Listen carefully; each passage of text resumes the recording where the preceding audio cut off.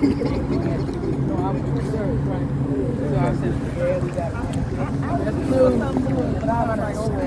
Anthony's in the building. See what we got going on over here. We out here in the Virginias with the Pearly families. You know what I'm saying? And young Tony, we out here. Son, say what's up to the world. Say what's up to them ladies out there. You know what I'm saying? He's single, he's 14. You know what I'm saying? He don't got no job, but you know. But yeah, we out here chilling. Out the witness Tony's great uncle on his mommy's side. We're to witness the murders.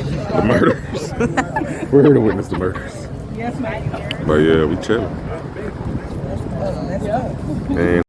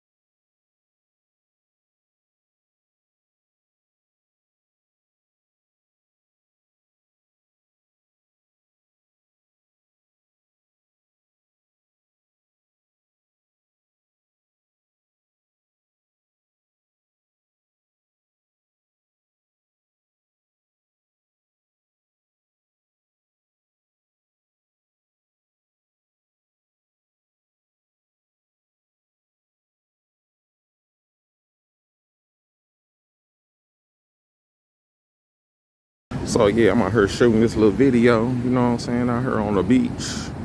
And we're just your boy, Robbo. It's nice out here, man. How y'all doing? What's up, son? Oh! Oh, how you gonna get down? How you gonna get down? Oh, snap. Let me get back to it. It looks great, don't it? Come on. I'm not.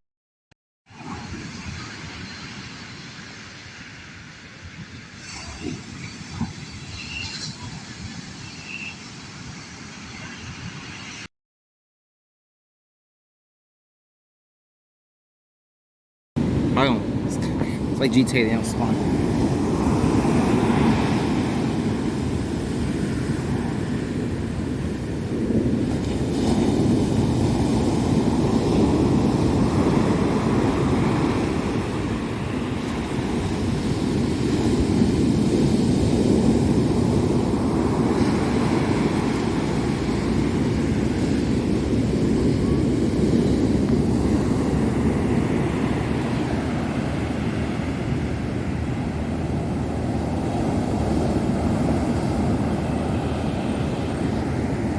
You supposed to be walking. Robbie, you supposed to be walking. You said do a video, you walking.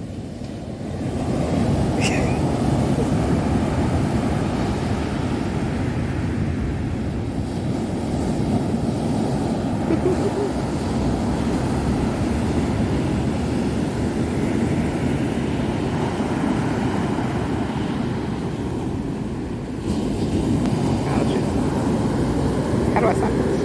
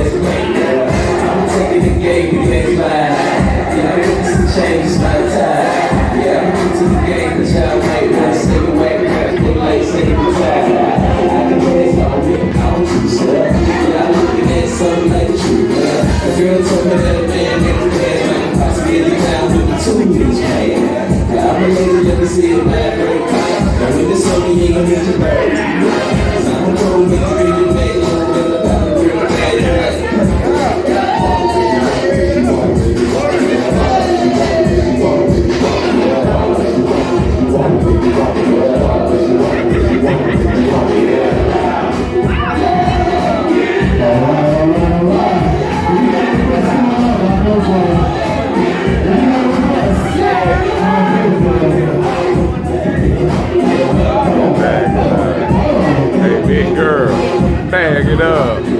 Yo, bag it up. Big girl. Bag it up. Bag it up.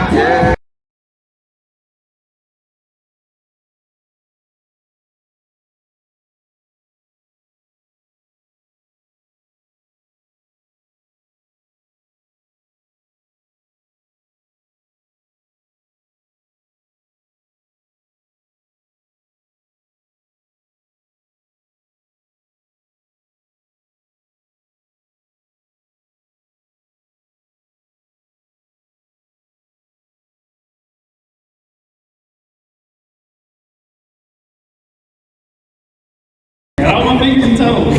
Hey. We made it. Thank each and every one for coming. I appreciate it. Thank you for shutting down operations. I know it's a big deal to ground planes. Take time to actually,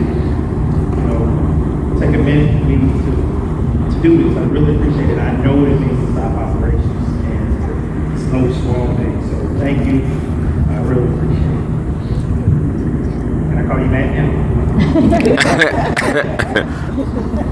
Thank you.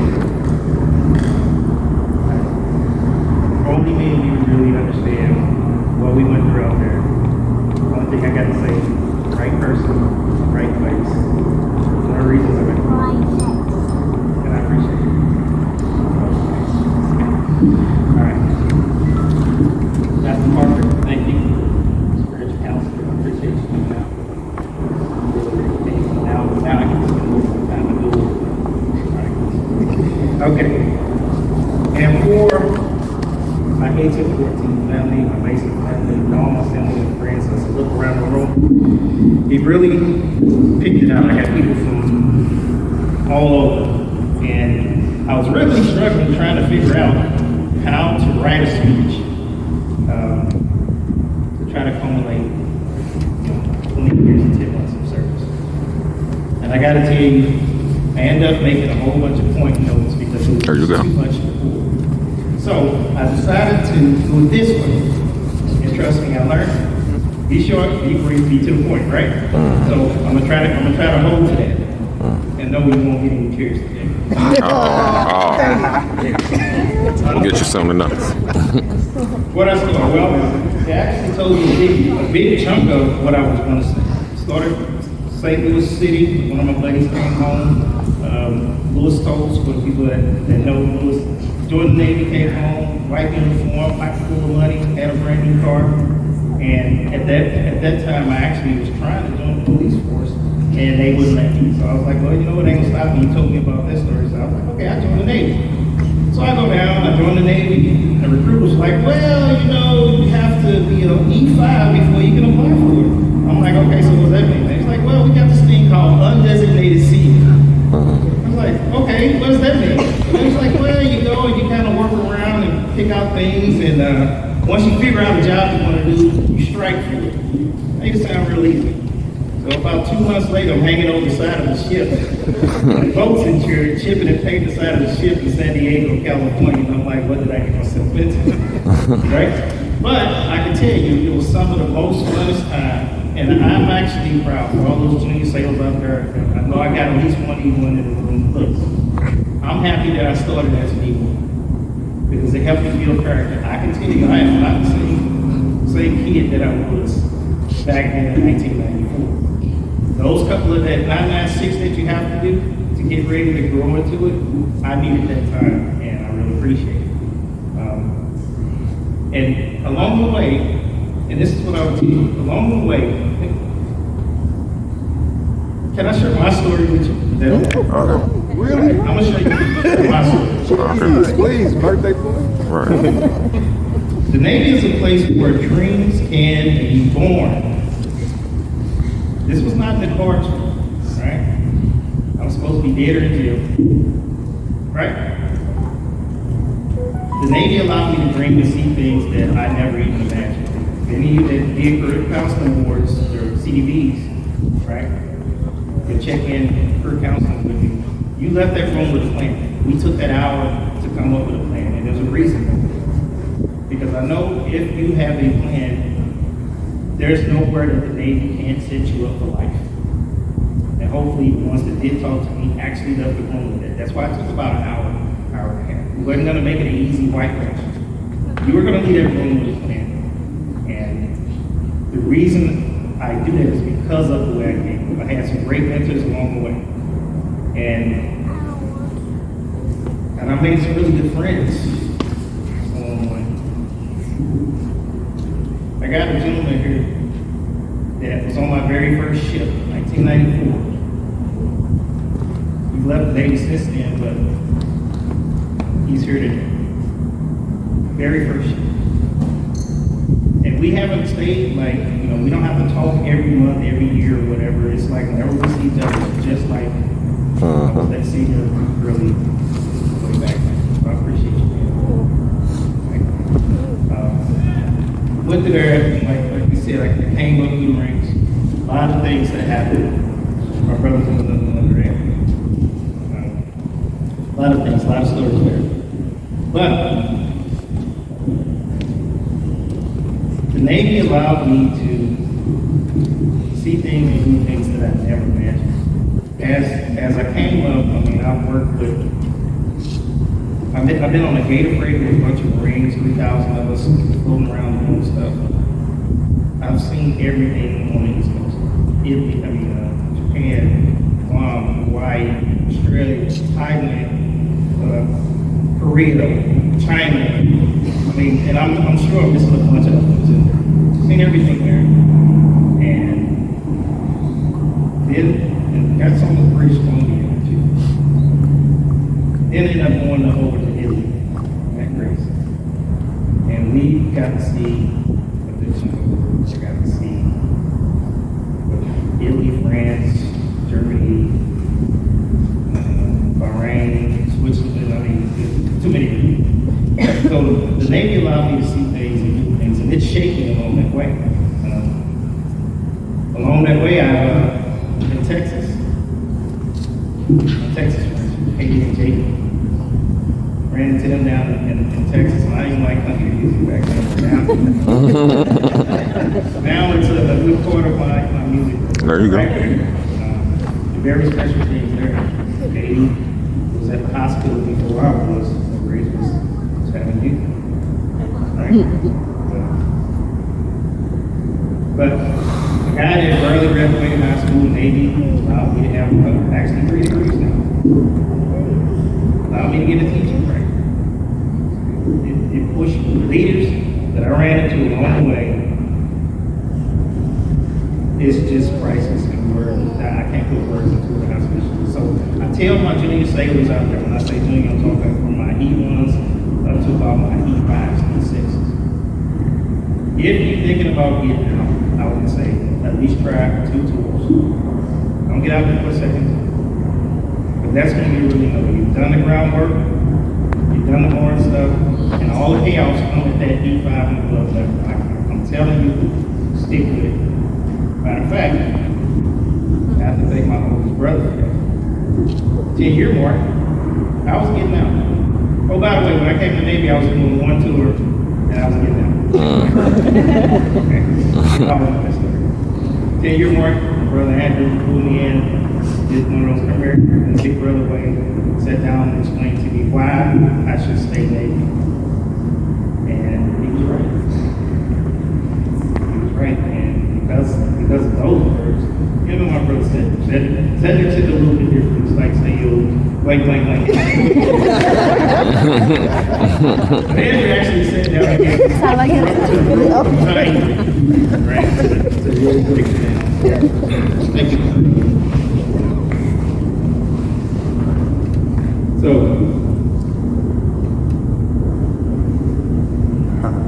to my first classes. The Navy has always went through different challenges, and this is where the change really started. Notice I spent a lot of time with you guys here. I tried to deal with everything in my life. It was at the E5 level. I mean, actually, the E6 level. Yeah, I see y'all there. Back then, Commander, Big Pitch, was a first class treehouse in the 6th division. And oh, by the way, man, a lot of people made their careers off the work pitch. I'm standing here because of what we did. Before they had these nice manuals and computers for you to study, they took every instructor there was for that grade, made a computer program that made cards. And that thing ended up going black. Right? It was before all these computers, cell phones and all that. He had to go to each one of those radio questions, write the program that actually did it. I remember that. I couldn't pass the test until I got that money. And because of it, I was able to be eligible. So, thank you. Oh, by the way, thank you for being on my wedding. Right? When I tell you the Navy is a family, when y'all hear me say that, I don't say it lightly. The Navy truly is a family if you actually allow all the things that it offers. You take advantage of it. It's not a punchline, it's a big thing. And at that first class level, you're the most closest thing to everything below you. You can make or break a sailor. That's the reason why I spend so much time working the first classes here, because I know how important it is. And I gotta tell you, I am more than comfortable and happy knowing that I'm able to get out the Navy because of the talent that is here. A lot of people ask you, hey, when did how did you decide when to get out? You know when? For me, it was simply this. When the people that you train and the people that you're working with are able to answer the questions and sometimes give you some knowledge that you didn't know, or they sent you to the books to learn, that means you have done your job. You've done it so well that they have surpassed what you taught them. Mm-hmm. Guess what that means? You're done. Bigger, stronger, faster, and smarter than I am. So, the Navy is safe. The nation is safer. It's my job to get the hell out the way. Right? So they can have some upward mobility. So, with that, and also, I had broke a promise to those two right there. I told them at high school I was going to get out of the Navy. And they allowed me to stay a couple more years because they know how much I love the Navy. So thank you for those extra 2 years. I'll be here for the last 2, right? Yeah, I'll be here for the last 2. Sweet. So, for my first classes, don't give up. Don't worry about the changes, right? And I'll say this to my chief students too. Actually, everybody that's in the Navy has always went through changes, right? Don't get stuck with your rate. I know some of my people worry about some of this stuff, this on leaving and stuff like that. Ride the wave. I've been 3 different rates. Ride the wave. You never know where the Navy will take you. Just ride the wave. Enjoy the journey. Okay? The Navy's gonna go through changes. When I went to boot camp, there was no females. There were separate boot camps. Females was in Florida. I was in Chicago. Right? By the time I got out of boot camp, they had started integrating boot camp. My first ship, Chris, you remember this? My first cruise, all male cruise. By the time I left that ship, it was male and females. And I look at the Navy today, it's not a question at all where we got females serving beside us, even on subs and special forces, right? The Navy has always been ahead of America when it came to Navy. So don't get caught up in the crap. This is your family. We allow people, we do what we do to allow them the freedoms to do what they do. If you keep focused on that, the rest of this job is so easy and simple. So don't lose focus on it. Two of my officers. It was interesting. I've served under 5 presidents and 30 commanding officers. And that's a short number. I know I'm not getting them all. Officers run the Navy. Chiefs make the Navy run. Right? He said again, officers run the Navy, chiefs make the Navy run. And the chiefs are gonna help the navigation of it, train those junior officers, make those relationships. What I would tell you is, I know it used to be where it was kind of like we kind of did our own thing and we kind of let them in. Bring them on board. Bring them on board, let them see everything that you're doing. There's nothing to hide there. There's no secrets there, right? It's going to pay off because, as you can see, these are going to be our future captains, right? You got a couple of lieutenants out there that are going to be your future captains, JOs, they're going to be your future department heads. So, sure, right? But always, and where my new chief said, that this lady from this last night, don't be afraid to speak truth to power. Right? It ain't about you anymore, right?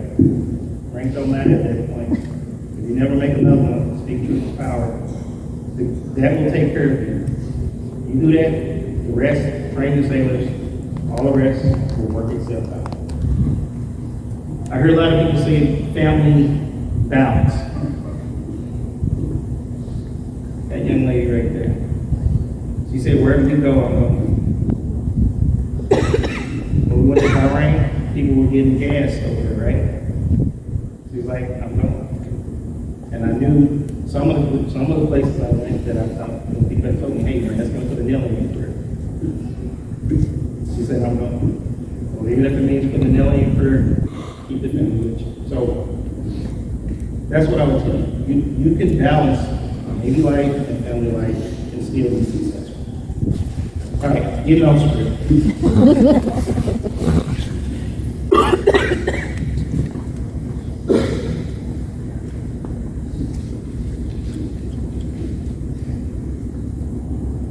Let's just go to the film. Brown eyes.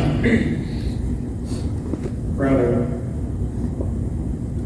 you made the honor society. I've never got grades that good. Right? I'm proud of you. All the stuff that you're doing, that brain power, I know you're going to get it. Mouse. Yeah. Thank you for being the man of the house once and all this stuff. Right? I knew it wasn't easy. I was out on the computer trying to keep things together, even the stuff you didn't know about. You were trying to do it. I appreciate that. I mean, Eagle Scout. 12 years in the Navy. That tells me you're on the right track. I kind of look at my family along the same way I look at my sailors, right? You will never know if you're doing a good job until you train them, you let them go, and they take off and fly. If they do well, that means you didn't do bad a job. Mm-hmm. And I think the future really does hold big things. And now,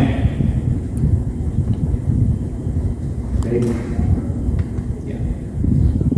I have to read the Navy right because that actually sums up a lot of the stuff that I wanted to tell you. But, you my best friend. We're early. It's not personal. Sorry. I I've known Daryl since we were in preschool together. Been my best friend, baby, and I truly would not have, and I wouldn't stay with you this long. I definitely wouldn't reach where I'm at. I remember we helped me study. He was my sounding board all these years. After this is over, I'm gonna have a festival call I'm coming home. This is where it's truly that I am coming home. Excited about it. And yeah, so before I get carried up,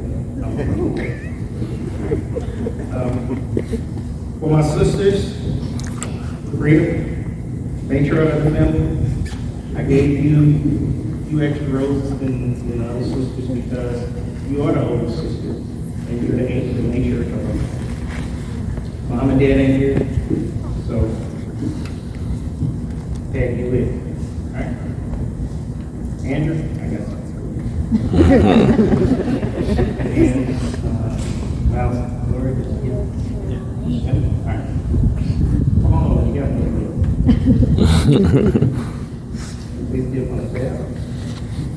The reason why I'm giving it to you, AT is the oldest little aunt that I have. And she wasn't able to make it, so please let her know that they have that. And where's time? And it's done right here.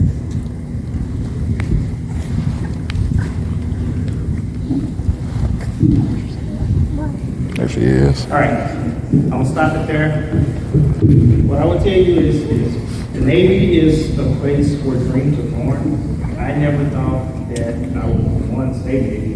Two, when I made chief, I never dreamed that I would make Master Chief and to be command Master Chief and have the honor of serving with this group. It's humbling. It's very humbling. And thank you for coming out. I appreciate it. That's my story. I wonder what your story is going to be. I'm talking to every one of those white hat birds right there. What is your story going to be? Hopefully it was good. Hopefully it makes somebody's lifelong friends. And if I didn't mention anybody, I'm sorry. But you know I love you so. See you tonight. And thank you again.